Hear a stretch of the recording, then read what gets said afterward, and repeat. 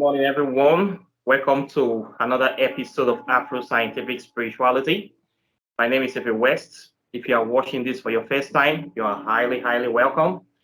This is a place for separating facts from the fiction, the science from the superstitions, and of course, the concept from the misconceptions about African spirituality. Today, I have with me a very special guest from Philippines.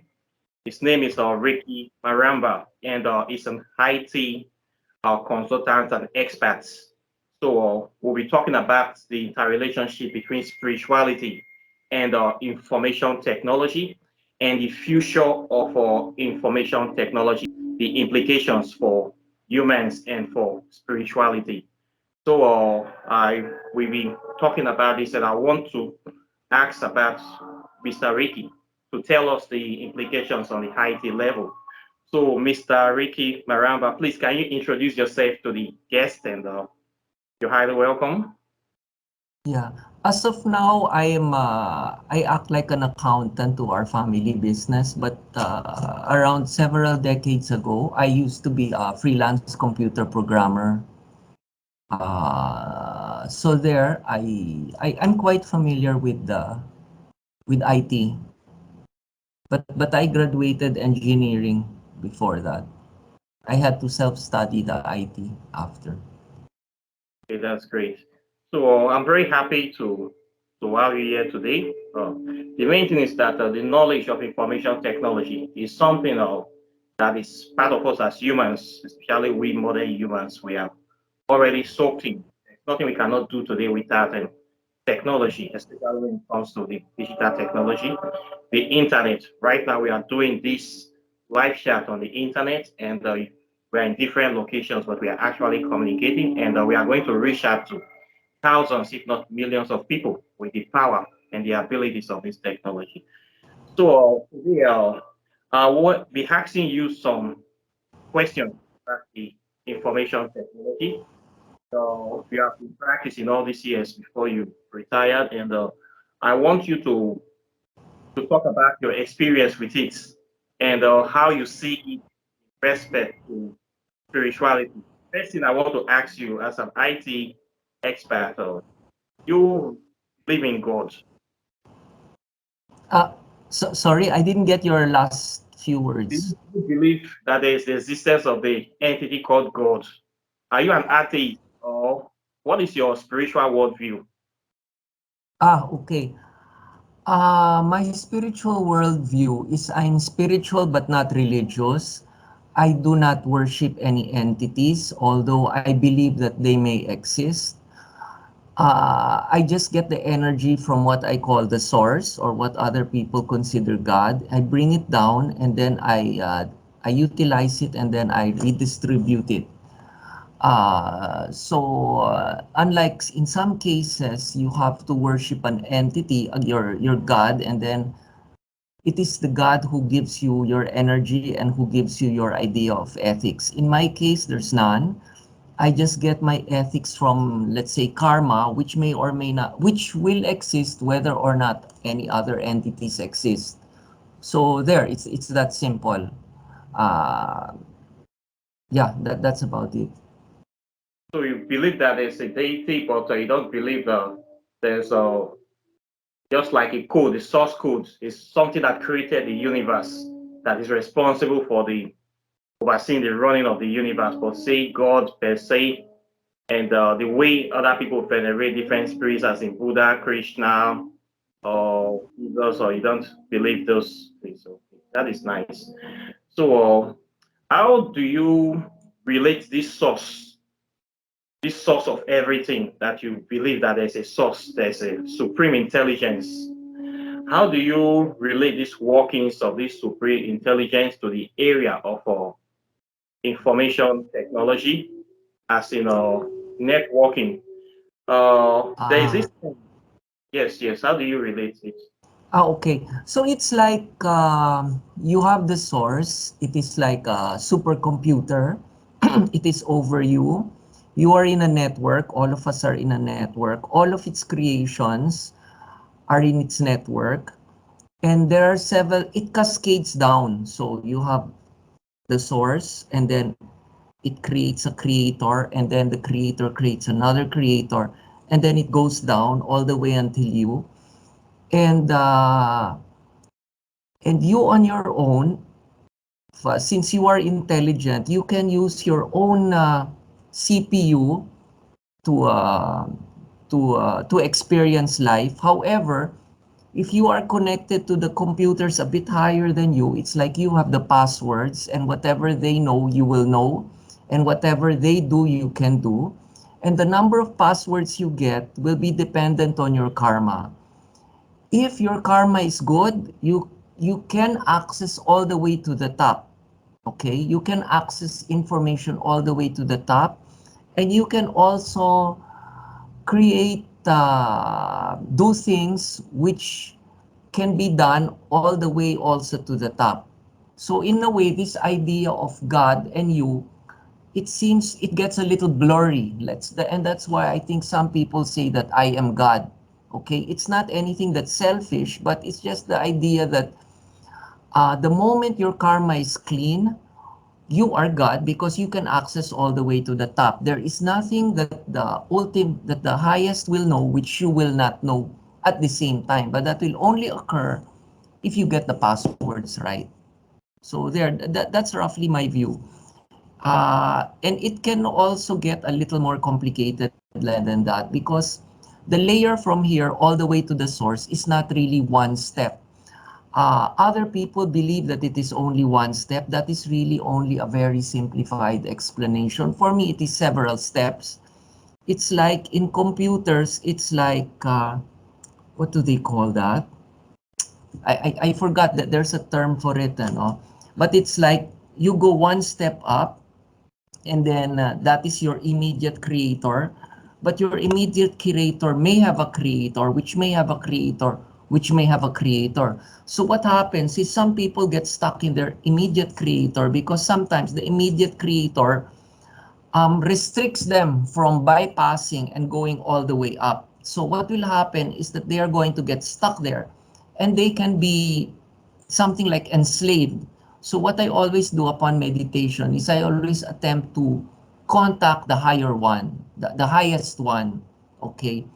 And sometimes, of course, I will piss the ones at the middle because some of them don't want to be bypassed because that's their idea of happiness, which is to be able to control the people at the bottom, the entities at the bottom, and in order for the ones at the bottom to never surpass them, which is, for some people, especially the ones in the left hand path, that is the idea for you to go all the way up. Okay, but for some people in the right hand path, the idea is to keep you constrained there at the bottom. So roughly there, that's it. Exactly. Thank you very much for this analysis that you just explained. It is very, very valuable.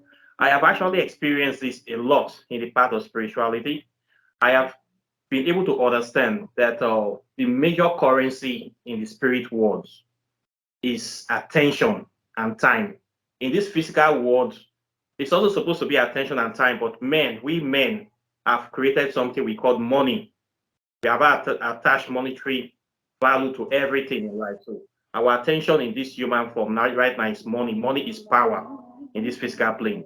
But in the spirit world, it is attention and time. And every spirit out there, every Tom, Dick, and Harry spirit, high and mighty, they want your attention. So these are immediate creators you are talking about. They are like sub gods or sub categories Mm, of God that are not up to that source code, that supreme deity. So when you come across them, many of them appear to tell you they are the greatest. You don't need to go any further.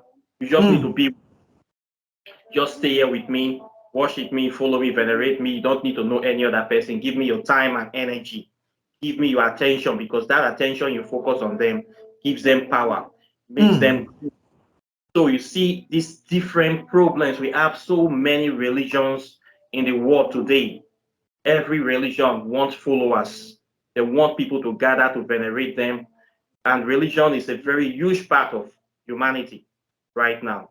So we see so many little gods that don't have capacity and they still want to be recognized. So there is this spiritual war happening in the world right now. Religions fighting each other, each person claiming mine is the right way, yours is the Mm. wrong. We see this a lot in Christianity, even Islam. We see this, even every part of the world. We see this. Everybody want to claim to be theirs is the right way, the only way to ascension, the only way to heaven, the only way for you to be able to rise spiritually. So this is a major problem. I'm glad that you have been able to see this in the IT feed. There's this thing they call the database harmonization in the field of IT, right? Can you explain that concept more? The concept I of yeah, harmonization? I'm not familiar with database harmonization. Actually, my IT experience was done through self-study. I graduated engineering, so I've heard of database normalization, but harmonization, no, no, no, not familiar.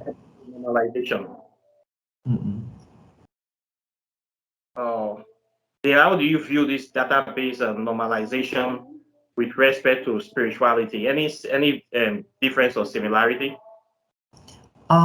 Because with normalization database, I think that's the term. No, it's been decades ago. No, it's like you have several files, and it's like this. Supposing if you see data in your screen, what happens is the data doesn't only come from one file. It comes from several files which are connected to each other. Also with us, what happens is that each person is not exactly only one entity, just like a corporation is not only one entity. A corporation is run by at least five directors. On the outside, the corporation will have only one statement, but inside, before the statement is made, you have several directors fighting with each other to exactly state what's going to come out. Now, with spirituality, it is also the same thing. It's like you, before you make a decision, there are several parts of yourself which are going to battle to come out with one statement. Sometimes the statements are very conscious. Okay, like for example, you want to resign, but another part of yourself says, no, you cannot resign your job because you need the money. Now, sometimes there is an subconscious component which occurs, like for example, subconsciously, the other thing is consciously you say, I can get a job, but subconsciously you know very well that you are not qualified to get another job since times are hard. So subconsciously something is telling you that, but consciously you do not get it because it's going to break your pride. So it's really, really very messy inside. Now with database normalization, it is like that also. You have several different things there, no, which are connected to each other, where outside it just seems like one. Like for example, if you have a what's this transactions, credit card transactions, no, in the main office, you have one file having all of the customer names and then another file having all of the transactions. And you have to link them up in order to know which transactions are for which customers. At the end, the person on the screen can see the data of customers with transactions, but normally it is not done that way. Those are two separate files, databases, or tables, whatever you may call it. So it's similar. And they say that God is really nothing but a summation of all the entities it has created, or all of the other entities which has attempted to bind with it. There. Thank you very much. I see a similar semblance with what you said. I always tell people when people ask me that you are a spiritualist or have you seen God? What is your concept of God? Okay, this supreme intelligence we always talk about, but nobody has seen. How do we assess this supreme intelligence? My answer to that question is that nobody have ever seen this supreme intelligence, and it's very, very far from us.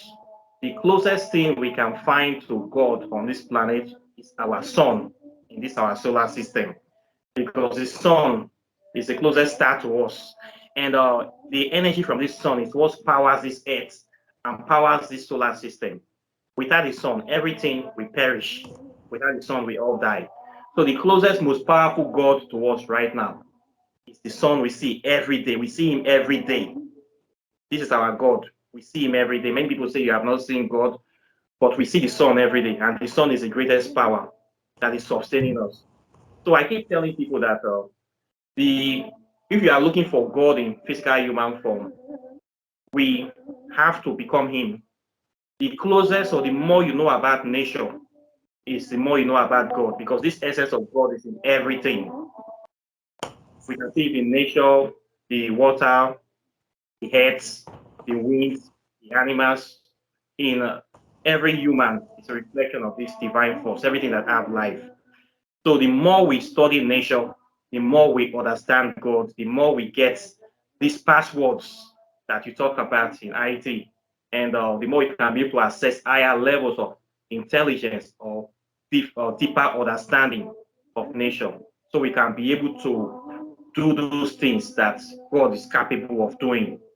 So for me, this is the essence of the study of spirituality, especially African spirituality. So Mm. my own philosophy of finding God, searching for God. Searching for God is in studying nature, understanding nature, knowing who we are, knowing our purpose. This is the only way we can find God.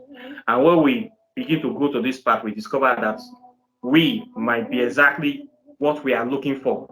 So for me, God consciousness cannot just be found in just one place. It cannot be found in a guy that is sitting down, looking upon all the universe. It's in everything. So if we are looking for just one guy, just one energy source, we cannot really find it. But if we look at everything at the same time, we find it. This is exactly what physicists they are doing now in quantum physics and plasma physics. They are looking beyond the atom to this the God particle, the things we call neutrinos, that they claim is the building block of the universe. So I believe we can find God by looking at everything at the same time. Okay. So what I want to really talk to you about today is this new thing that is actually taking the world by storm, and artificial intelligence, the rise of AI, Chat GPT. I want you to tell me your thought on Chat GPT, the Uh, creation of this artificial intelligence, and if it is something that's can actually just tell me what you think about artificial intelligence. I just want to know your opinion. okay. Anything. I have not yet tried out ChatGPT, but I have heard about it, and it's like this. It's a two-way sword because ChatGPT is going to be very beneficial for humanity. That is assuming that the people who are utilizing it, the people in power, are going to use it properly. Now, if they do not use it properly, they can, of course, get rid of a lot of the employees, not only blue collar workers, but white collar workers. I heard that it's really very good, and it really can strike up a conversation with you. And I've heard of some people who have actually even told it to write sentences for them. So it's not like Google where you put keywords and then things come out. Here, no. You ask it in clear sentences and it will answer in clear sentences. And if you even say na even and even if you say something like please write me a sentence with this content, and give it a witty response or a romantic response, it will do so. So it bothers me because if a person in power is going to utilize that, they can really get rid of the lawyers, the doctors. I heard the AI right now can even make art. Imagine Exactly. art, and that will really bother me because sooner or later what's going to happen is that we won't have any actors and actresses because they'll figure out what. No, I'm not kidding, because they can figure out what beauty is. They're going to create it, they're going to copyright it. No Mm-hmm. more, even the models, forget it, no more models. And with the resolution coming out, you are not going to be able to see which is real and which is false.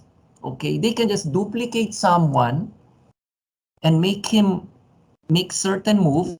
Probably they'll just give him, okay, I'll give you $10,000, and I'll just get your semblance, front view, side view, top view, and then afterwards they'll just make him move.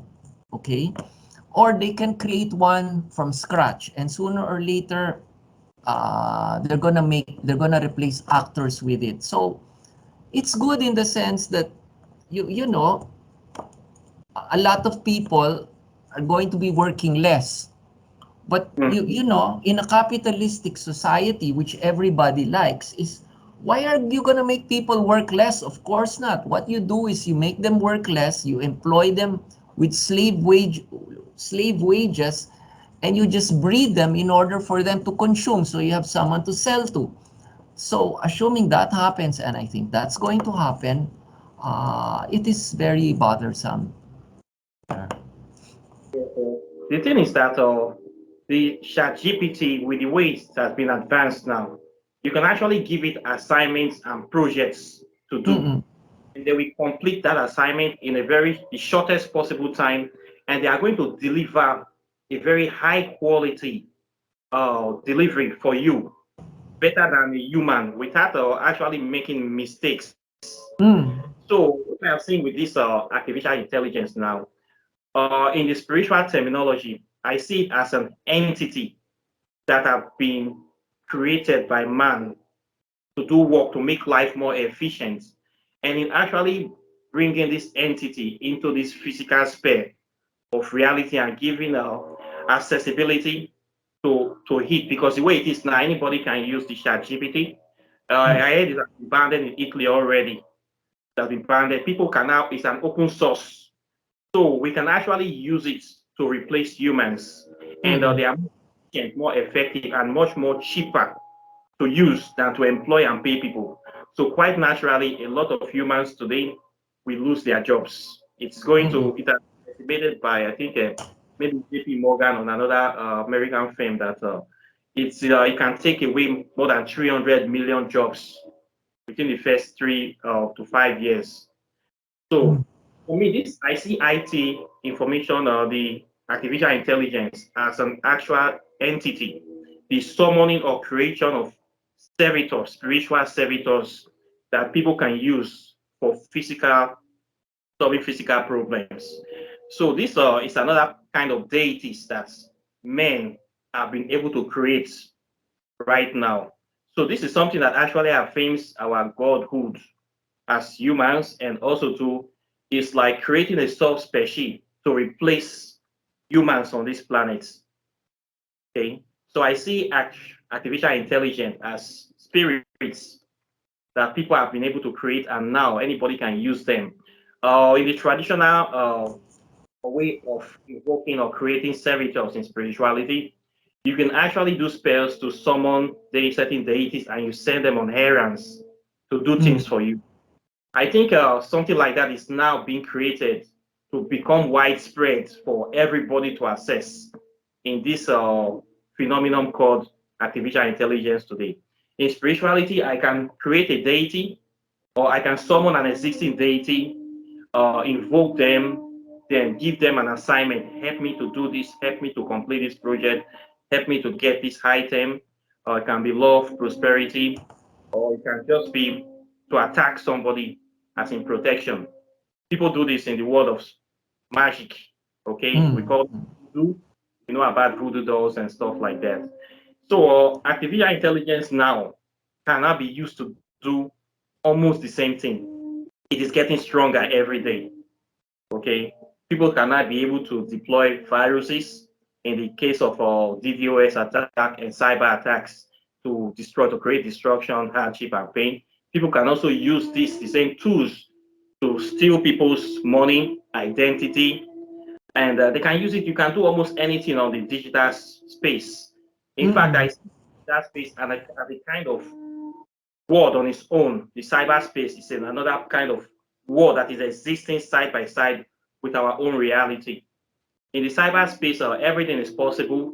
For me, it's like a spirit world on its own. This is also bringing me to the topic of visual reality. Okay, visual reality is the artificial reality that we go to on the cyberspace or the internet when we try to interact or want to make contact with people. So for me, going to the virtual reality, cyberspace, or plugging into the internet now, that's almost half of the world is doing. For me, it's like a form of astral projection, moving away from your physical reality, going into somewhere that is sublime, and actually engaging with people in that space, doing things in that space, interacting, making real interactions that can affect the life of other people positively or negatively. So I see virtual reality, I see the internet as another kind of world where people astral project to do things. Okay, you can call Mm. it a dream world, but this is much more practical. Only that you are not dreaming, you are actually there consciously, actually interacting with people. We meet people nowadays, first of all, on the internet before we meet them on real life. So if that is not a form of astral world or a sort of spirit world, tell me what it is. What is your thought of virtual reality and the time people spend browsing every day? The average person spends about 4 or 5 hours of their daily time on the internet, on Facebook, social media, TikTok, and they are growing larger and larger every day. Is this productive for humanity? Uh, Tell me, how do you see this trend? Okay. Usually, from what I've read, all of these social medias are supposed to get you hooked into them, which of course isn't exactly good. And they hook you by raising, if I'm not mistaken, your dopamine level. Okay, so it's like it's giving you a drug. It makes you a little high. It gets you excited. And since you will always look for that excitement, you are going to get hooked. Now, normally, the way I raise my dopamine or I raise, my happiness is by connecting to the source, and then it's like you get a hit. Okay. But with other people who get hooked to this social media, sooner or later they will not be able to. It gets to be too easy to do that without meditating, that they will stop connecting to the source already. So they're going to go further and further away. And of course, when you get further and further away, you're going to later figure out that the only way to be happy is to get hooked to your social media. It's just similar to, like, let's say, falling in love, no? If you are connected to the source, you can experience that unconditional love. You can experience that relationship with all the other creations of your creator. But if you get very, very connected to, let's say, your significant other, what happens is that your experience of love only gets to be so personal that it only becomes between you and her, and you forget everybody else. But in this case, it's not even anybody else, but it's going to be your cell phone or your monitor. So in a way, it's good, but of course, you shouldn't get addicted to it. It's also like food. I heard that we have so much food which is actually bad for us, and the one which is known right now is sugar. But the only reason that I think the FDA cannot ban it is what I read before, is that they only ban things which have an immediate reaction, which is bad. Now with sugar, it takes several months or years before you get diabetes or you get, all these bad effects. And since they believe that, a human should be able to decide on his own whether or not he's going to get hooked or not, it is okay. But of course, officially, I don't know if there's anything that says that sugar is bad for you unless it's already too late and you're diabetic. So it's the same thing with social media. Yeah, actually, but the thing that people are not saying, the big elephant in the room is that it is already too late. I Yeah. believe we are already attached to this digital technology now, to this social media. We can't live without it anymore. It is part of us now. I know people that we go mad if they lost their phone. Me, quite now, even as I am now, I can't imagine not looking at my phone for a whole day, because right now, a large portion of my life is in the digital sphere. So Mm-mm. because of me not checking up or following up, checking my family, making contact with my friends, or I can't just bear the thoughts. And I know a lot of people that their case is even more serious than mine. That when their phone goes missing, they go insane instantly. I've seen people lose their cool when they can't find their phone. They go mad. It's like you are cut off from life. You are cut off from so-called source. It's like you are nobody without being connected to the internet now. Mm. This is what tech companies will not say. It's already too late for us to go back. So Yeah, what I yeah. think the tech is going to go deeper and deeper, whereby this phone we have now is going to be reduced to a tiny microchip, and it's going to be inserted inside our flesh so that we can never be separate from it. So this is where we are going now with this. It's already too late for humanity, whether we like it or not. The cyberspace right now is very, very real. And for me, it's as real as the astral world. For me, it's the same thing. You meditate, right? There have been cases whereby you meditate sometimes, you go into deep meditation, you see yourself in different type of planes, whereby everything is so seen, where it's like a blissful place, this thing they call Navada. If you have experienced it, it's like a drug. You astral project to a very deep state, you get to meet people, entities, or go to Mm. places where you don't just want to live. In fact, the only thing that brings you back to this physical reality is the fear of death. Not dying, you come back. So people now have been attached to the cyberspace. In cyberspace, people have more confidence. People that maybe they feel it's a certain type of way about their looks, their personality. People that maybe they might be suffering from or some sort of physical ailments. In cyberspace, they can appear very beautiful, very charming, Mm. and people have been addicted to this drug called surfing, called the cyber world now, that we just cannot live without it anymore. To say you want to separate humanity from it now is impossible. We do everything now. In fact, we are trying to move into this space to occupy this space more and more. If you want to survive now as a business, you need to move into the cyberspace. As a human being, anything you want to do now, you need to go there to get a cyber presence there. So we are now moving from the so-called real into the unreal. We are creating this new place where we can coexist peacefully. So I'll be seeing a lot of human beings that will be trying to move all their assets recently.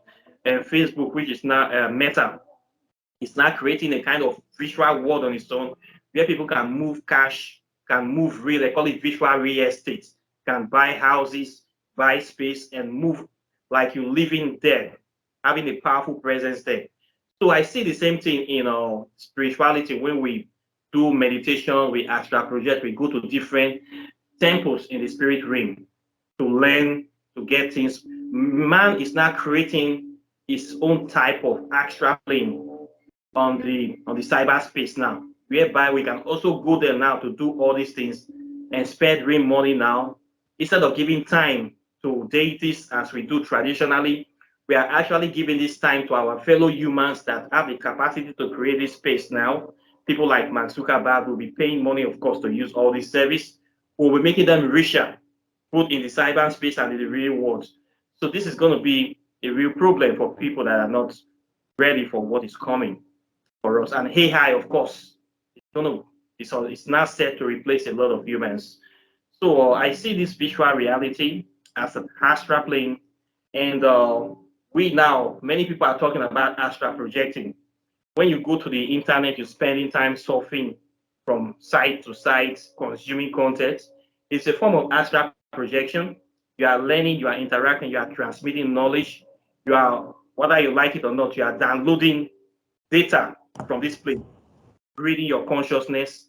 It now depends on what are you spending this time. Are you actually uh, growing, or are you filling yourself with garbage, or are you actually accessing positive information that will move your life forward? What are you doing with your time on the internet when you browse? A lot of people, you're going to see them on porn sites from morning to night. You see a lot of people on gambling sites from morning to night. You see a lot of things happen. There is this thing we call the deep web. Deep web, anything can go. A lot of people still go there too. So the internet now is a new cyberspace where humans can actually extra project anytime they want to get anything they want. Okay, this is the way I see this now. What do you think about it? Uh, yeah, actually, there's a good side and a bad side, like everything, no? A lot of people use it for information, like me. I use it for information. I use it to connect. But the thing which bothers me are, all those influencers who use it for validation. And I also read and I also agree that it is breeding a new sort of narcissistic people who only get happiness from being viewed on Facebook, Instagram, and TikTok. And if you were even just a bit psychic and you look at them, it's like they threw their intelligence away. Okay, sometimes when I talk to my friend, I actually use the word brain dead. Okay, it's because it's like, yeah, because of course that's an extreme case now, but it's like these people can only get happiness when they are appreciated, when they are, when they are admired. And the moment you take their admiration away, they're going to be miserable. That, See, so for me, like what I wrote in my other book, instead of getting happiness by connecting to the source, you're getting happiness by connecting to the web and getting all their admiration, which isn't exactly right. Because when you get hooked, you get hooked. And that's it. That's the end of you. A lot of people I've seen, uh, their account disappears and they cry on the web and they say, I don't have a job anymore. I don't know how to work anymore, and I am finished. It's that bad, see? So there, it's what's happening is you're losing your connection to the other reality from where you came from. You're getting connected here, and you get a little happiness from it. You get a dopamine hit, but for me, it's temporary happiness. The moment you lose it, that's it for you. You are depressed, you're miserable, and you find some other way to get it back. Like it's like a man or a woman, he breaks off with his boyfriend or girlfriend, and instead of finding true happiness, they go on the rebound, and then they get another boyfriend or girlfriend. There, that's it. No, so it's like out of the fire into out of the frying pan into the fire. There, so that's the way I look at it. That's what bothers me most. but this is the reality. And I don't think that many people now, especially governments or social societies, know about the gravity of this happening. I've seen many youths now, really from early age, already getting hooked on the internet, and the kind of information they are accessing, as we say, they are looking for appreciation. It's all about likes for them. It's all Mm-mm. about being this la vida loca, this fake life on the internet, trying to pretend that everything is okay. They're always posting pictures of them feeling having a good time. They never post pictures of real life situations where they are suffering or struggling. You only post pictures when you chilling out with your friends, when you cool. This is the only Mm. side you show people. You never show people the time you're hustling, the time you're sweating, the time you're struggling. People don't want to show that side anymore. So when you show that, people look you as a poor person. They don't want to associate with you. Only real people that understand and appreciate life will want to be your friend. So the thing is that authenticity again, many people have lost their self in this peer pressure of looking for validation and wanting to be cool or wanting to live as superstars. In my country where I come from, we call this slay queens, slay kings. A lot of girls we do makeup and everything, always trying to look sharp and beautiful all the time on the internet. You would think that they never cook, they never go to the toilet, they never go to the market. They always want to be perfect, and they attract certain kind of people that have this fake mentality with them. So they're the kind of men they attract. It's also people that like this fake reality. And when these people come their life, of course, everything is fake. We see a lot of marriages ending very, very quickly, even before they start, because it's all about validation. People don't want to struggle with a partner anymore. People don't want to date somebody and wait for a better future nowadays. People want everything now. They want it cool. They want it flashy. They want it now. It's like a fast food type thing. It's going to be sweet, but it's not going to have any nutrients. But the look, Mm. it look good on the picture. It look good on the magazine cover. This is the kind of life people live in now, fake reality that it is creating. And it is killing a lot of people because when you're not living true to who you are, you're pretending to be what you are not. It will only take time. It will cause so-called depression because you are putting a lot of pressure on yourself to please people. You are not living true to yourself. You are not pleasing yourself. So a lot of youths now, they are under this pressure to deliver. They are under this pressure to create a fake image of themselves that everything is okay with them. Way deep down, we know that life is not a perfect place. Life is not a bed of roses. Life is a place of struggle and survival and trying to make peace with who you are. So we see this fake reality a lot, and it's affecting a lot of people. Many of them will pretend that this is not an issue, but it's a big issue. I see it every day. Mm. So we need to find a way in the future to help these people that are going this way. For me, getting hooked on the cyberspace, as you said, it's the same thing as getting hooked on a drug addiction, getting hooked on fast food. Addiction is addiction. It will affect the person negatively in the end. So we see this addiction to the cyberspace, and it's actually killing their spirituality. Very Mm. sad, but we have to talk about the issue and find a way to help these people. Then I also want to talk about cloud computing. Mm. Cloud computing now, whereby we have these large servers and we just keep uploading. Like Facebook now, people uploading data every day to Facebook, and Facebook is saving all this information. It's like we're giving ourselves away for free. So giving our data, giving everything in order to get this validation.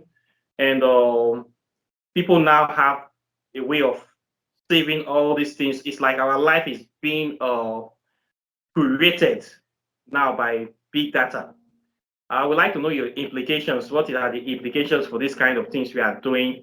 Do we really have privacy anymore? Yeah. And how can we be able to maintain our privacy right Yeah. now in Yeah. present reality? Okay. Now this topic is a bit bloody, no? In a perfect world, it would be very nice because, with Google's algorithm, Facebook's algorithm and all, what's nice is that when you go back to YouTube, it knows your likes, dislikes, and it will actually give you content which you would really search for. But the problem is when it's in the hands of people who aren't so nice, okay, and of course there are always people that aren't nice. Of course, it can be used for political purposes and all that. So actually, the worry here is control. Okay, if your government or if the person on top handling it is a benevolent dictator, because of course with all that data you can really be a dictator, everything is fine. Okay, now the thing is, in a capitalistic environment, what I heard is it's like the land of the free and the dumb. Freedom is like free and the dumb. You may be free, but if you're dumb, you are dead.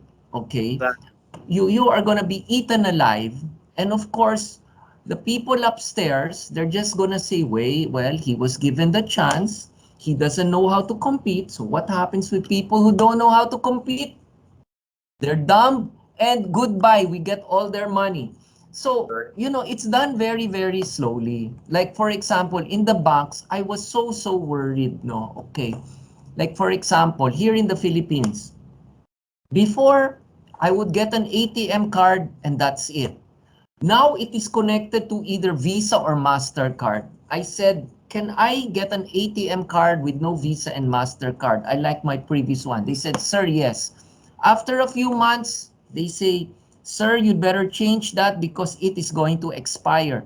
And I say, can't I get a card with no Visa or MasterCard? Because it's scary.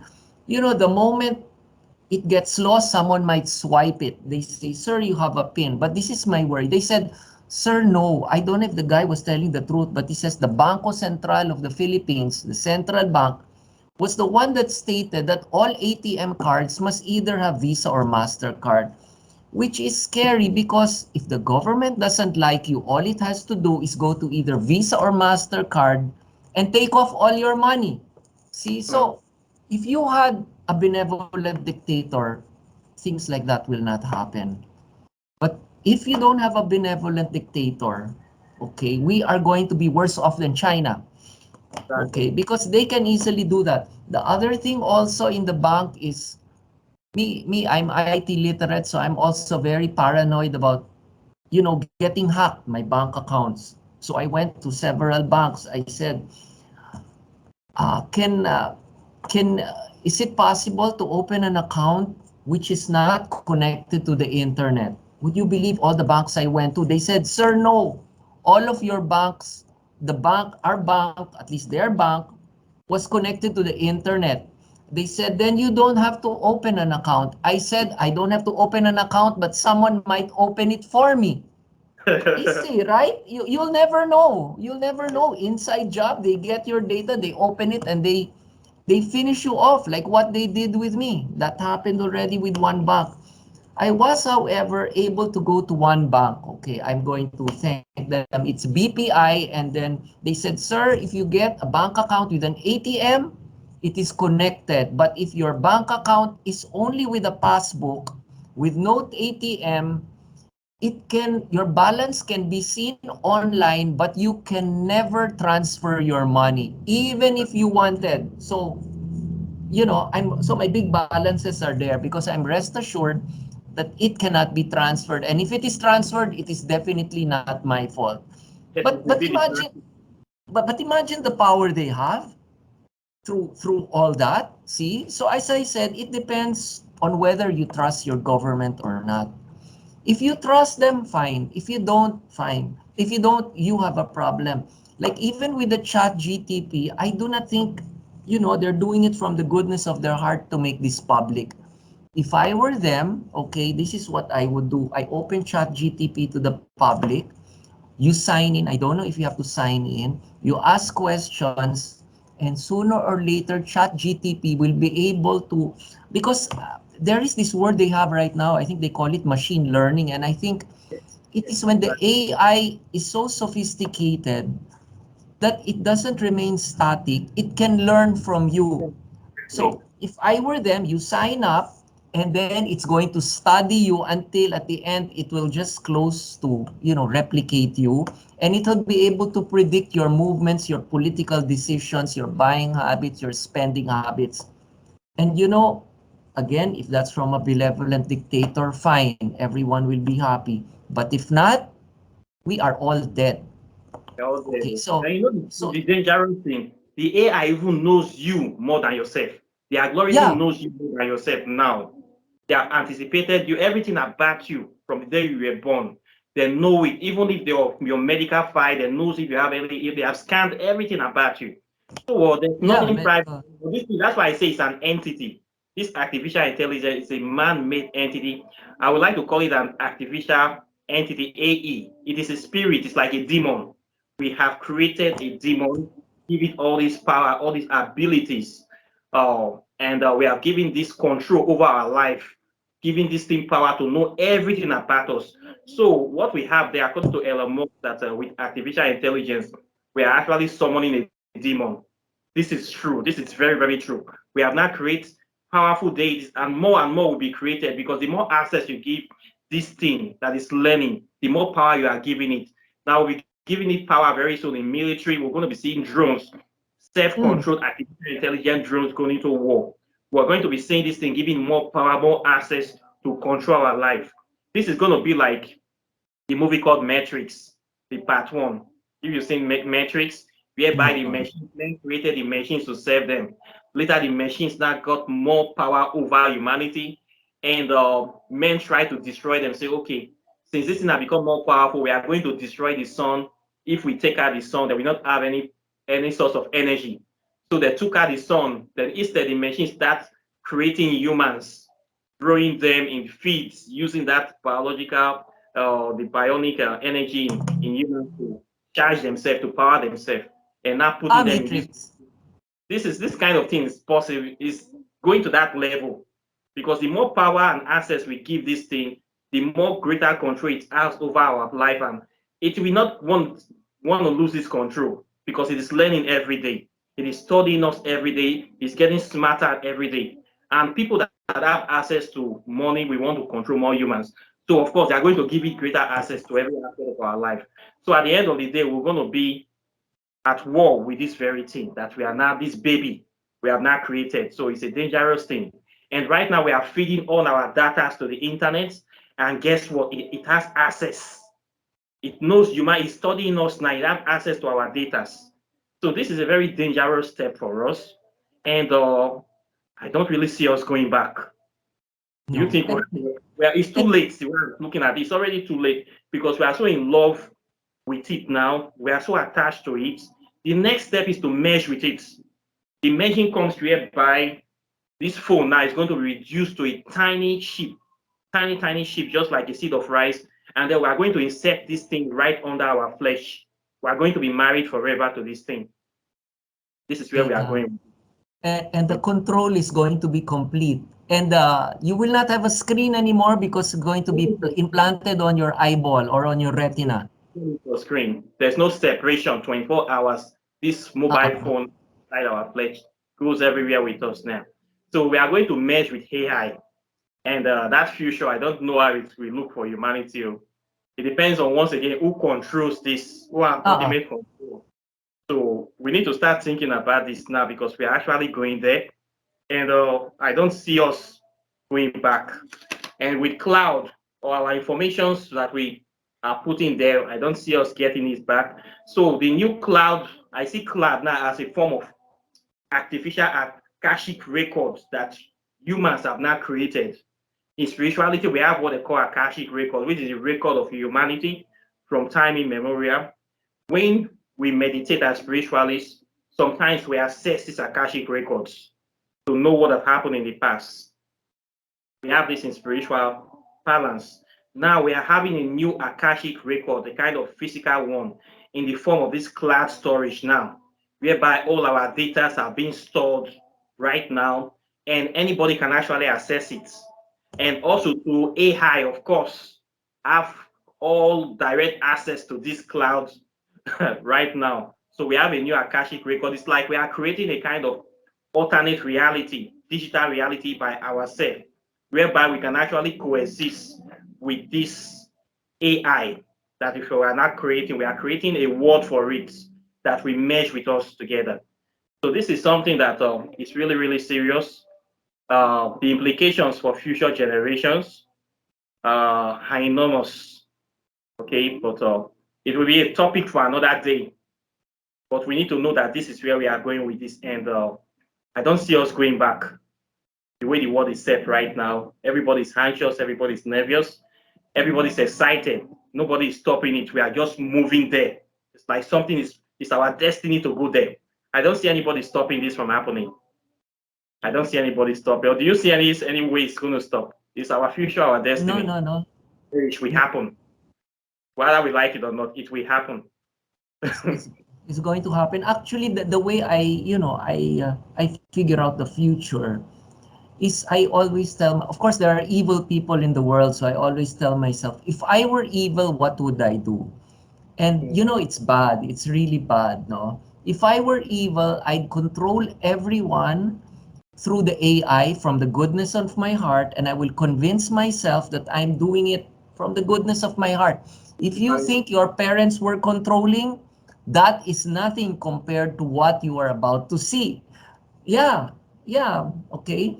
It's like if you have controlling parents, they're gonna get their ultimate karma by seeing what the government is going to do to them. Okay, it's like if a person no who is nice can convince himself that I want this girl or this boy to fall in love with me, so and then he talks to he prays. You can imagine all of the rulers of the world and they all say na I want to be able to control the world and it's because I love them. It's the same thing. It's like I want my child to be to to have a job as an engineer or a doctor. I don't care if he wants to be an artist because I feel it's good for him. That's exactly what the guys upstairs are doing. And that's even assuming that they mean well for us. And I don't think a lot of them mean well for us. If they don't mean well for us, you can imagine what they're going to do. The middle class will be destroyed. The only thing which will be left is the top 1%, and all of the rest of us are going to be slaves. Exactly. This is the middle class is already going. It's Many of the going to be so-called gone. now falling back. They are falling back down to the poverty level. I have seen this in many countries. Middle classes are disappearing right now. It's either you are rich or you are poor. You just Yeah. have And when I say rich, it's not only, $1 million. You have to have $100 million, because even at $1 million, you're going to be considered a slave after a while because you don't have control of the AI. So it's only the top 1% who's going to be there, and they're going to treat all of us like they are our children. And we love them, but we're not going to give them much.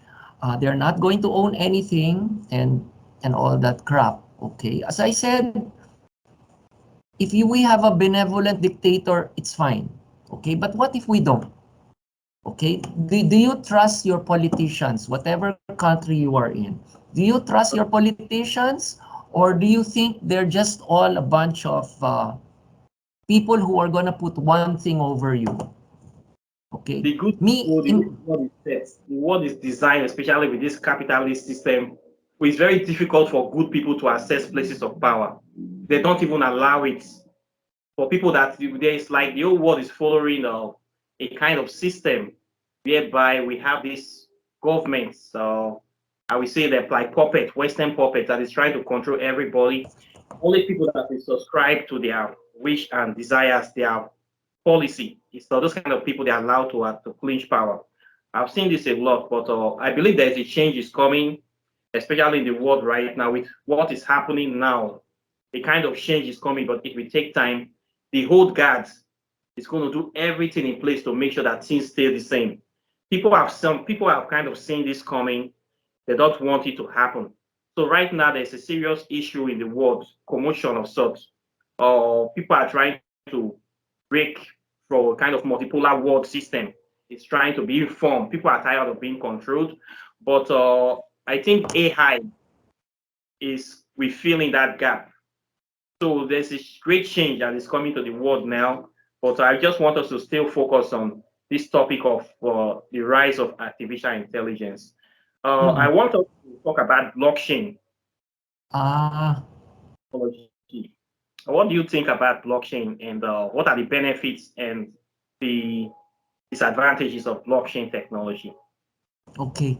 I have not traded in any of those cryptocurrencies. I'm kind of familiar with it. Now, the problem with blockchain is that, well, the nice thing with blockchain is it's not controlled by the government.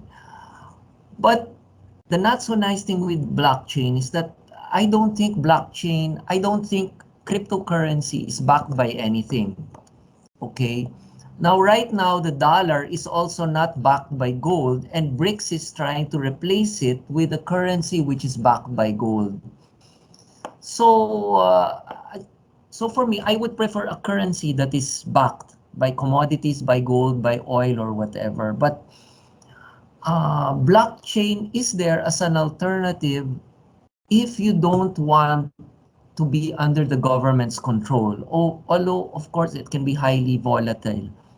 Okay, now what's going to happen with it later, I really don't know, no? And the nice thing with blockchain I heard is that it is such that it places its records in several locations so that you cannot lie.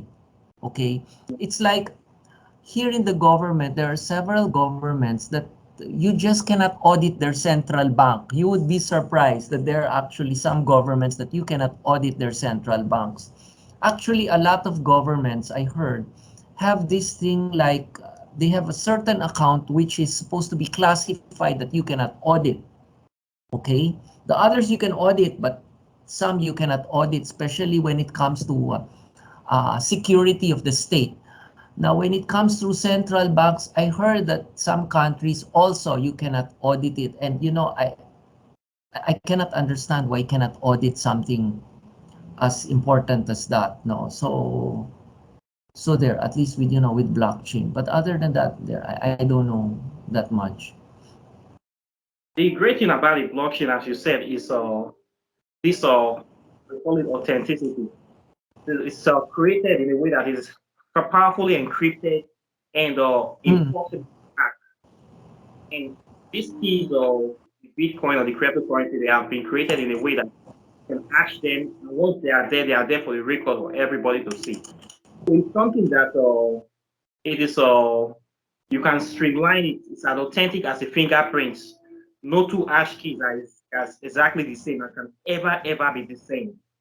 So it is something that I see that the spirituality of this is that has a lot of value because it is the uniqueness, it's what gives it its value. The uniqueness that it cannot be duplicated, cannot be cracked, it cannot be copied. It's what has given it its value. That is why it's so valuable, and that is what gives it the power to be used as a digital currency. This uniqueness that it has, that it cannot be duplicated, gives it this value that people can trust it, that we can use this as a currency. Now it's something that now kind of reshaping the world in terms of the financial capacity of transactions that have been taking place. It is something that cannot be controlled by any one government, although mm, it can be done for a certain while, but it cannot really be controlled. So it has kind of given financial power to people that before now don't have that kind of power. Before the emergence of cryptocurrency, if you want to transfer money from one country to another, you must visit a bank. If you don't visit a bank, you must go to Western Union, MoneyGram. Those are the only two transfer companies that we have in the world. Or you go to bank, or you hack somebody that, okay, I know somebody living in another country, which is very rare. I can give you money here, you give me money there, which is a very old school, just like trade like barter. So many people have been conditioned by this being unable to control their own wealth by themselves. So blockchain technology have given us freedom to do so many things. That's giving us freedom and power to be able to break away from this old guard. And it's giving us flexibility too to manage our money by saving it, converting it to digital currency. We don't need to carry physical cash. We don't need to mm. even worry about physical cash right now. You can go to any country, just sell your cap, you exchange your crypto for physical cash, and you can live a high quality of life with the power of blockchain technology. You can have billions of dollars, you save it in a USB drive. Nobody will know you have that kind of money. So this power that they are giving people, I think, is a very good thing, especially in this time whereby some people are trying to control the money of everybody, as you rightly said, Mastercard and Visa. This not only in this country, in my country is the same thing. Every bank you must have Mastercard and Visa. And if the government don't like you, the first thing they do is just to press a button attached to your Mm. name, and your bank account is frozen, and you are dead. But they can't do that with blockchain. Yeah, They can't yeah. do that because they can't do that with it. That is why they hate it so much. That is why they keep saying every day. We never say anything good about blockchain, about Bitcoin. It's only used by criminals. It's unregulated. It's this, is that because they have no power over it. So I think in that regard, it's a very good thing. That is, and it has a lot of future because in the digital space, of course, we don't need physical cash. So we can actually do transactions which are very fast and authentic with blockchain, and everything will go smoothly. And you have this power. You don't need to go through any middleman, but you need to know how to do it because once again, there's a lot of bad people there. There's a lot of scam there as well. If you don't know how to use cryptocurrency, you can lose everything at the same time. And the bad thing with it is that when you have this cryptocurrency in your wallet, they don't have a next of kin or like bank accounts where you have next of kin. In case somebody died, your money will be given to whoever name is on the account will be transferred to your next of kin. In cryptocurrency, there's not yet any next of kin. So if you die and you have billions of dollars in a crypto wallet, it dies with you. Nobody can access it. This is a major disadvantage, except somebody have your password, or maybe they will have to invoke your spirits and ask your spirit for the password to your crypto wallet. That's the only way they can access your fund. So this is a major disadvantage I have seen with the use of cryptocurrency, the emergence. There's no next of kin. If you die with your password, nobody can get it except Somebody have power to summon your spirits to get access to that password. So this is one major disadvantage. If they can work on that, I don't know how they will be able to solve that problem. Then the good thing about it, I think blockchain technology is something that we can actually deploy in the area of election. People have not really talked about this. When we have elections for democratic elections and in many parts of the world, there's a lot of rigging. Even in America, this happens. You will see people being denied their ability to vote because they will say you have been to prison before, you cannot vote in many states. They are trying to take people out from the population of eligible voters so that their own people can win. And this is very discriminatory, especially in the area of uh, race relations in America. A lot of black people are disenfranchised from voting in America. If many of states they have like just one or two misdemeanor, they can't vote for the rest of their life. That right have been taken. Oh. And you know, black people, Hispanic people are unjustly arrested in America than white people. So many of them have no right to vote. So we have this situation whereby blockchain can be able to be used to hash keys of people that maybe if your data is already on the system, you are above 18 years, your voter's card will be linked to blockchain technology, whereby you will be the only one that have access to this Ah. your ID. So instead of going out to say you want to queue in a line to vote, people of a citizen of a country can vote from any part of the world, and it will be 100% authentic. It cannot be hacked. It cannot be breached. Same way you do your Bitcoin transactions, where you send Bitcoin from one point to another, it's seen in the in the dashboard by everybody. We can now deploy this technology to voting. The election can never be rigged if everybody's ID is attached to the node in a blockchain and it's on public registry that is properly encrypted. People don't need to come out to stand in a queue that they want to vote for a certain candidate. Any citizen of any country can vote for whoever they want to vote for from any part of the world by just logging into the database of that blockchain and keying their ID. Once the ID is authenticated, that this is the person that have this ID is of eligible voting age, it's just like making a Bitcoin transaction. Then you click and you vote for whoever you want to vote for. It's going to be authentic. The whole world will see it, and the election cannot be rigged. Just cannot be rigged. So I see the possibility of blockchain being used to get real for authentic practice of democracy. In this case, nobody can say they want to lobby anybody. If you just lobbying people that time, you're just wasting money. You can vote from any part of the world for any candidate of your conscience without worrying about nobody will come and breathe on your neck to know who you vote for. So everybody's ID will be linked to the hash key. And same way we do Bitcoin transactions, we can use this technology for this kind of elections, and we can know the actual real results. The way when somebody automatically gets to 18 years, they are just ready, automatically are inside that system for voting. So I see this that is going to solve a lot of problems, especially in Africa, where we have problem of vote rigging that happens a lot. Blockchain technology might as well be the only solution for authentic democratic practice in this world. Or what do you think about it? Yeah, yeah. I didn't know that it could be used for voting, but I know that the encryption is very very strong. So yeah, yeah. It's okay. Can be It used at for least it's another option. Mm. so that is nice. So this is one thing I have come to see. So in whole, digital technologies, information technology is not part of us as humanity now. We cannot separate ourselves from it. And I will call it another aspect of digital spirituality, the cyberspace. It's not something you can see or touch, but you can feel it.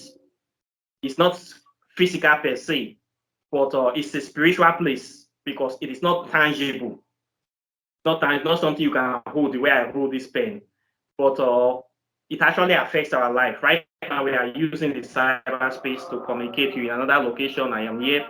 We are doing this, and millions of people will see this. all over the world, and it's going to be in the cyberspace forever. So it's something that it's not tangible at the same time. It's very very real and it's very very powerful. Just like spiritual precepts of love, uh, emotions, anger, beauty, things that you cannot touch physically, but you can see them. When you see them, you can acknowledge them, and they have a very powerful impact upon our life. That is why people say the spiritual always controls the physical. So I see cyberspace as a spiritual thing, and we see the effects that it has on our physical life today, and it now is kind of controlling us now. So what we need to do as spiritual people, what is the, you have any advice for how people can deal with this trend that we have noticed in? How can we be able to cope with it to have a balance in our real life and also our cyber world? How do we achieve a balance in this? Well, How do sometimes, you, from your perspective, how do you cope with it? yeah. Well, sometimes what I do is at night before I sleep, I meditate. So I get rid of all my gadgets. I uh, I focus out of the material plane. I go inside and I just wonder. Okay, so that's a way. It's just changing your attention from placing your attention outside, no, outside in cyber world. You just make it outside to, let's say, your bedroom, and then later you put your attention inside. At the beginning it's boring, and sometimes at the beginning it's even confusing because you don't want to see the subconscious in you, which is angry, it's sad, it's pissed, you think you're a loser and all that. But after a while and you get to know yourself, you will be able to experience emotions and things which you normally wouldn't, and you may be able to find true happiness without all of these material attachments outside. So there. You're right. I have come to also discover that going out in nature from time to time. There are times whereby I got tired of this digital world. I just want to go out of my house and walk on my bare feet. Sometimes my friend will ask me, "Why are you sitting out with just wearing any slippers?" I say, "I just want to feel the head. I just want to kind of connect myself to the ground, to feel the realness, to feel that I am actually standing on the real earth because of the kind of I spend most of my time on the digital world. Actually, about 4 hours a day due to the fact that I'm a content creator, and I do most of my digital research and business or transactions online. So when you spend too much time on the internet, you start feeling a certain type of way that you are not part of the human world. I don't know if you experience this kind of thing.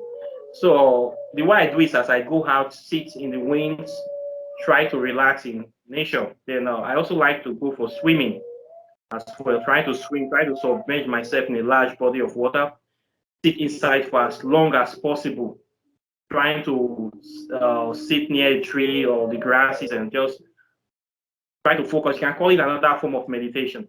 So this is the way I get away from all these things and try to claim my sanity, so not to let it overwhelm me. So I think this is a good approach, but we need to find a way to find balance with this because we are going to lose ourselves. And I see the younger generations are coming under a lot of pressure. I'm from the generation, we are from the generation whereby we saw all this happening uh, right in front of our eyes, the 80s generation, 80s, 70s. So we transited from that world of before the internet. Now we now inside the internet world now. So we have two kind of experience. But children born from 90s upward, most of them are find themselves born into the internet age. Okay, so the way these children are coping, of course, many of them are faster in understanding this thing, but I don't think many of them have actually seen the implications of this. For them, this is the only life they have ever known. They were born into it. They don't know any other life apart from this. So I don't know if they are ready for what is going to happen, but it will be interesting to see how they are going to respond to it and how it's going to interfere or affect their life. So for me, once again, life is a place of experience and finding yourself, discovering yourself in all these distractions. So this is why I see it. So I'm very happy that you have been able to share your thoughts on this topic with me. I'm very, very delighted. Okay. So it's very wonderful to have you here. And I want to know more about, can you tell the audience about you and your IT explorations, your philosophy of life, and do you have any advice to say people concerning spirituality and information technology? Wow, that's a mouthful. That's a lot, no? But well, basically, my version of spirituality, you're asking? Yes, yes. My version of spirituality is like if the Jedi in Star Wars had a religion, mine would be very similar to it. Okay. In fact, some people actually call it Jediism. They have made it into a religion. So it's like you have the source, it's upstairs. It's in a transcendent reality, it's outside the physical realm. What happened later is that it fragmented, and when it fragmented, a lot of creations came out. And when the creations came out, some got confused because they weren't able to connect to the source anymore. So we are here getting lost until we're able to go back. Okay. So now through meditation, I reconnect, and then I do not think, but I remember where I came from so that I will get my meaning in life and all that. Now, the difference between mine and the others is that I do not worship any god. The source is not exactly an entity, and if it is an entity, it does not require me to worship him. It doesn't even require me to acknowledge him. It has Mhm. no ego problem. Okay, it is just energy there which I can get energy from. My ethics and morality come from the idea of this karma, which is actually just cause and effect. So it's like the idea that we are one, the idea that we are free to have our own individuality. And the moment we go against the idea that we are one, what happens is that the whole structure from the source to us gets so twisted that we cannot get energy from it and we cannot be happy anymore. So if we do not become happy and all the bad things happen to us, it is not a punishment which we should learn from, but it is just the idea of cause and effect. Okay? So the person who goes back to the source did not go back just because he is a loving person, but because he is not an ignorant person. Because any person who knows the law will automatically be loving, and he will not be selfish, and he will want to share all his knowledge. Okay, so it is more the idea of not being ignorant. Okay, now the other thing is that our reality here, which is the material reality, is just one reality. We are living in a multiverse where you have several universes, and each universe may have different, not only scientific constants, but they may have different ways. It's like here you have three dimensions, X, Y, and Z, plus one, which means time is going forward. In other places, you may have more dimensions, and time may not only go forward, but you may experience going forward and backward in time. So what happens is all these different parts of you, the astral body, the buddhic body, and all that, I believe that they are all parts of you which exist in other multiverses. And the highest multiverse which everyone came from is actually so powerful that time does not exist. You can go forward and backwards. Okay, so that when you meditate, as you said earlier, I don't know if it's in Africa, they venerate the sun. Well, with me, when I meditate, I also imagine that it is either a big white cloud or the sun, because it is the thing which is easily understandable, and it is the source of life. However, if you want to be more powerful and connect, you have to meditate on something which does not exist in the physical world and where time does not exist. And one time, when I was teaching an atheist on how to meditate, I told her, you meditate on the area beyond the black hole, beyond the Big Bang, where X, Y, and Z is confused, is very confusing, and where time does not exist. And when she was able to do that, she was able to forget her traumatic experience with her ex.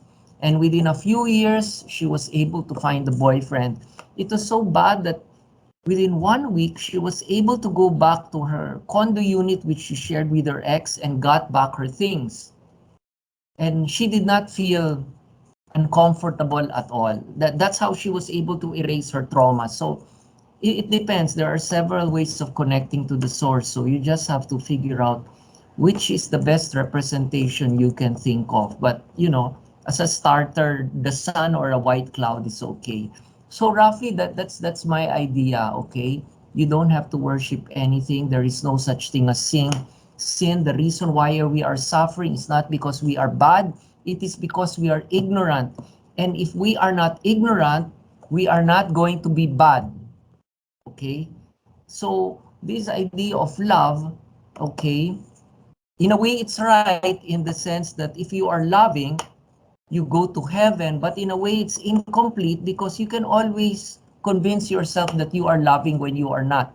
For example, a parent says, I am loving, therefore I want my child to be a doctor when he wants to be an artist. Things like that. No, that's actually an infringement of will. That's not supposed to be done. Okay, so there are cases where you are loving, but it's not exactly morally right for me, but if you are wise and you take off your ignorance, you are going to get there. Like, for example, stress in some religions is not a sin. But in Buddhism, I can imagine that if you are stressed and you have a monkey mind, which is your mind jumps from place to place, you are not going to get there. And you have to discipline your mind in order to get to nirvana. So there. So I think at the end, it is all on knowing the rules of life, the rules of all these other multiverses. Get rid of your ignorance and you are going to go back to where you came from. Okay. So basically, that's it. That's my philosophy. Very well done. That is a very fine analysis. I personally too don't believe that God that created us actually require us to worship Him. This thing of worship, this phenomenon, for me, is highly overrated. We are all Mm, asked divinity, and if we are truly created in this image of this divinity, then why do we need to worship it? We just need to start to continue from where we stop. Just imagine a parent, say you are a parent now, you have children, you have been able to born to three, you have your children have to be worshiping you. The only no, thing they can do is acknowledge you to give you that respect and live their life. And now you give them the guidance you can be able to give them until they are matured enough to live by themselves and do things by themselves. Is it not what we do as parents to our children? Then this philosophy of some people saying that then God created, so therefore we must worship Him till we die. We must go to this house every day, every Sunday, every Friday. For me, this is it does not really make sense. We are wasting too much time doing that when we're supposed to be creating and adding to life, adding value to life, doing building things and actually enjoying ourselves in the way we're supposed to, as spirits in physical form, to experience life, enjoy nature. We are wasting time in one place, saying we are praying. For me, that philosophy does not really make so much sense. My spirit, body, and soul does not agree with it. So I agree mm, with your philosophy of actually doing things, meditating, and just living your life, being at peace with your fellow men. This is what speaks directly to me. It's more genuine to me than the other aspects. So I want you to talk about, you have written two books, right? Can you tell us about your books and the idea behind your books that you have written on spirituality? the books. Okay, okay. 1999 or 1998, I wrote a book. you can actually Google it. The title is The Force Dash Rediscovering the Obvious. Okay. Right now, it is in smashwords.com. You can download it for free. It's around 40,000 words. And that time, I I was kind of conducting seminars and telling my friends my view.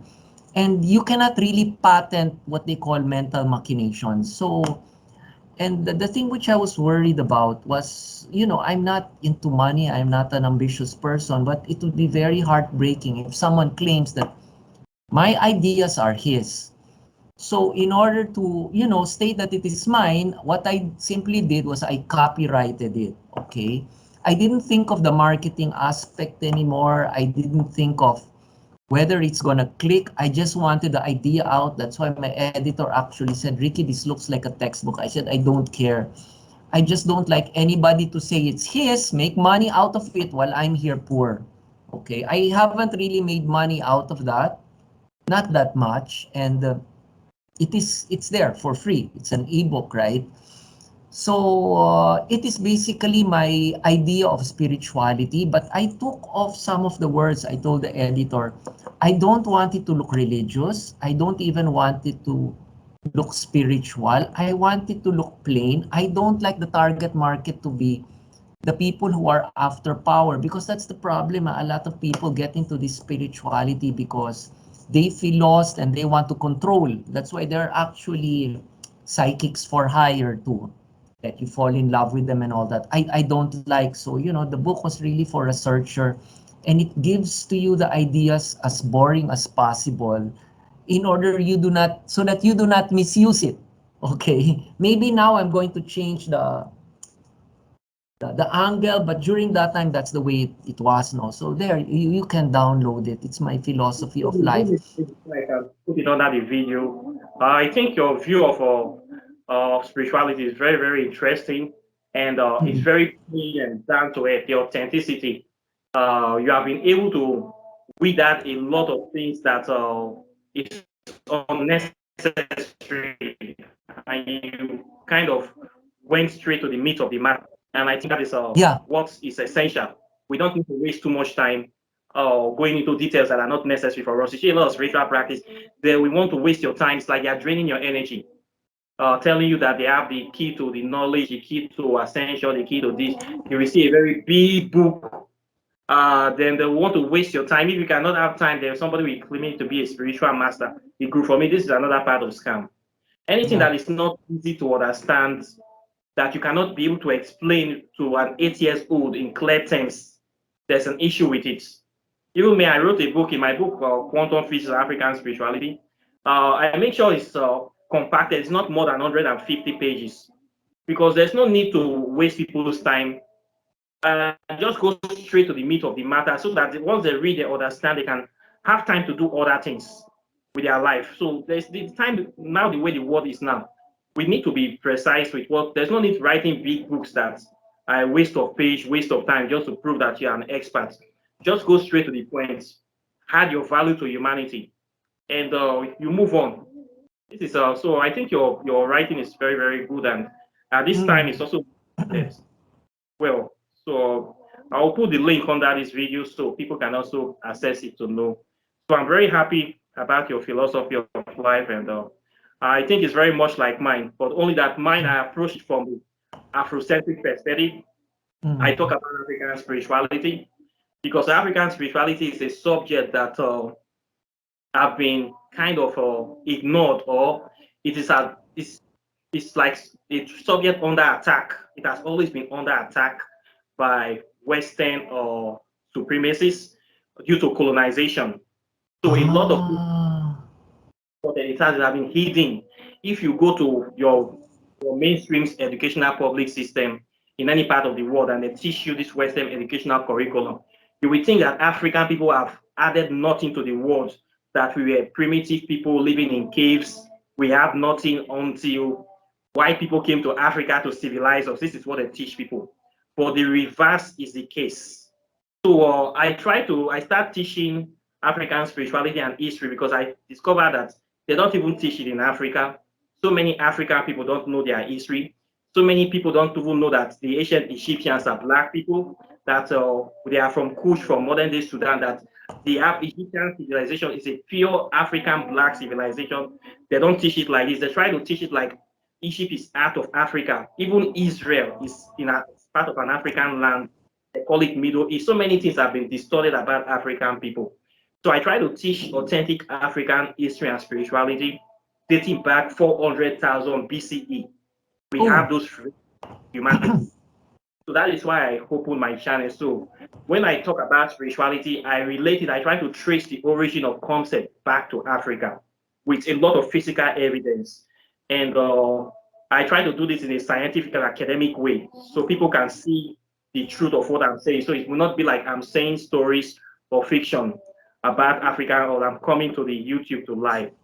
So this is why I focus more on African spirituality to teach this to re-educate our people and to bring out the truth so that people can know us and appreciate us, and also for my brothers and sisters that are neck deep in religion, they can be able to know more about who they are and start focusing on the right spiritual practice that will uplift them, empower them, enlighten them, at the same time educate them.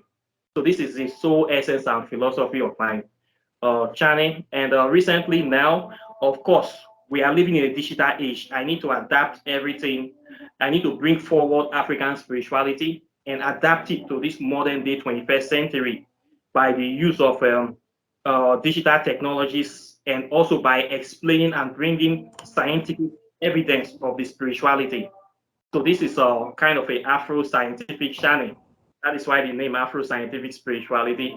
And right now we are talking about IT. How can we integrate African spirituality into information technology, into this so-called artificial intelligence? I believe the AI is also studying African spirituality as well. I'll be excited to see what this so-called AI thinks about African spirituality, because now we're feeding it this data every day as well. I believe that it's learning. One day, modern day people that will come out in the future, modern day Africans, modern day humans, they are going to be learning a lot of things about African spirituality that they don't know. So for many people, when they come across African spirituality and history, they are shocked because there are so many things they have not been told or they have not learned about yet. So I'm trying to adapt everything to modern day technology as well. So we are growing, we are learning, we are evolving in line with the present day. So I'm very grateful to have you here. It's a pleasure to have you. I'm very mm, delighted.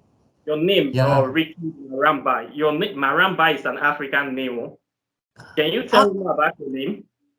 Maramba. Actually, I think there's an area in Africa which is named Maramba, because I tried Googling it, and there are people called Maramba in Indonesia.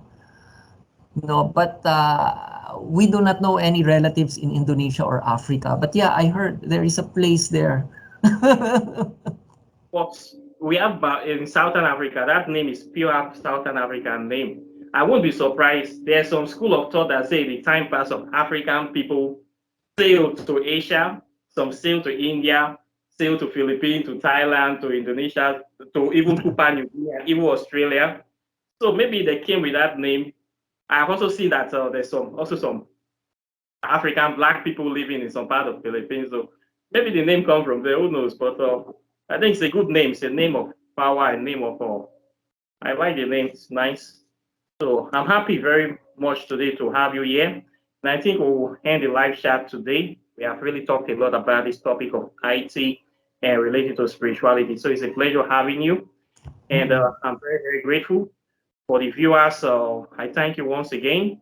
And my name still remains Ife West. I would like to know your thoughts about the interrelationship between information technology and spirituality, especially with respect to AI, adaptive technology, blockchain, and cloud computing. I would like to know your opinions. So questions and comments are welcome. You can like and share this video. Then Ricky Maramba also have his YouTube channel. Your YouTube channel, what is the name of your channel? And Ah, ah, tell, yeah, it's also my name, Ricky Maramba. As of now, there are just, I think, 11 videos. It's just starting, no? And there, I'm also asking permission that I place this video in my channel. Oh, why Okay. not? Why not? You should put it on your website and put Yeah. it also on your YouTube channel. Of course, you Yes. must put Yes. it. It belongs to me and you. Yeah. So Yeah. Yeah. No just problem. Thanks. Thanks so be much. very happy. I'm very proud to know you, and it's a pleasure to have this conversation with you. And I hope in the future we can talk more about information technology and spirituality as it Mm. develops and affects us and the whole of humanity as a whole. So I'm very grateful for today. So I thank you very much, and I Yeah. wish you a wonderful day. And I'll be seeing you soon. And the viewers, I'll be seeing you in the next video. Okay. So take care and bye. Peace. Okay. Nice.